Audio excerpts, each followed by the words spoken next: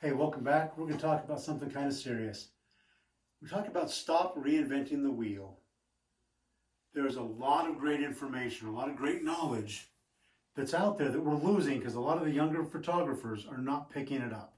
I get it. Every generation has to do things their own way. They've got to put their own spin on things. They've got to create the way they're going to create. That's how art grows. You can't keep doing the same thing the same way as the previous generation did, or it's stagnant. There's no art. You're just doing technology. It's just craft. You've got to make it art. And you do that by adding your own spin to it. But there's no reason we've got to reinvent the wheel, forgetting the great knowledge that's been out there before us. I see a lot of people trying to learn photography on the internet by using YouTube, by doing all these things, and then they're halfway through their first box of film, they're putting out a video on how to use a 4x5 camera. And I'm seeing either complete gross mistakes, or at least they're doing things the hard way. They're not doing the easiest, most efficient way of doing things. You're going to waste film, you're going to damage equipment, and some of this equipment's getting really hard to replace. Let's go back to some books. Let's start off with Kodak, large format photography. Great book, simple, because it goes into some basic technical stuff, basic artistic stuff. It's a simple guide. It's an easy read, but go to the appendix. On this edition, it's page 109, and it gives you 26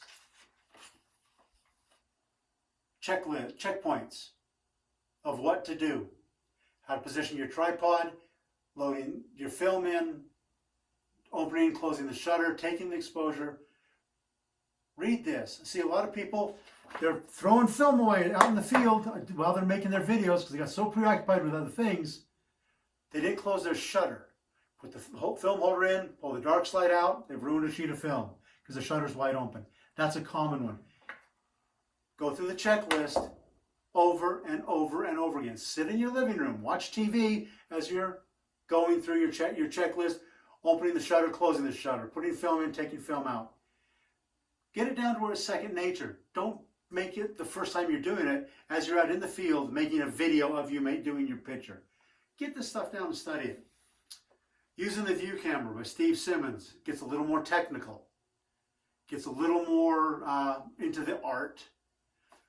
It's a little tougher to read than the Kodak. The Kodak is fluff. It's easy to read. Very straightforward. This is a great book. It's still available. You might have to buy it used.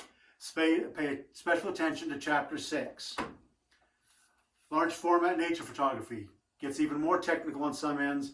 Very much into the art of large format photography in nature. Landscape work. Good book. Author on that last one? What's it? Oh, author is Jack Dykinga. Leslie Strobel, The View Camera. This is 7th edition. This is an absolute tome. This is no art. This is technical. This is mathematical. Every large format photographer that wants to master the camera, that really wants to master a large format camera, needs this book. And read it, study it, use it. Go into a studio. Go outside. Go to the wilderness. Do whatever you need to. And do exercises out of this book. Learn the camera movements. Learn everything there is. Great book. Some great technical information you will not find anywhere else other than this book. It's a little pricey, but if you're serious about large format, like I said, this is a whole different animal. This is a completely different game than 35 or 2 1/4. If you're really serious about large format, you need this book. And finally, Ansel Adams. They call it his trilogy. There were actually more books than 3, but everybody knows about 3 of them. The negative and the camera. Start with the camera. Read everything in this book. This is one I almost want to put to memory. This is how to operate the camera. This is about exposing and developing your negatives.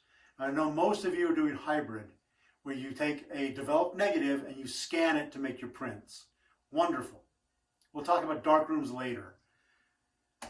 Learn how to use the camera and learn how to get the most out of your negatives. There's so much more we can do than just a simple HC 110, 7.5 minute, call it good. There's a lot of great information in here. And I'll go into this in more detail in another video. But let's quit trying to reinvent the wheel. We don't need to keep just bouncing ideas off of others that are just barely learning what they're doing and run around this little circle when there's this depth of knowledge that's there for all of us. Dig into this, master your craft, and then you can start applying the art to it. So that's my sermon today. Buy some books, study them, read them. Don't just skim through them and look at a couple pretty pictures. Learn the information that's in these. I've been in photography a long, long time, and I still don't have it all down.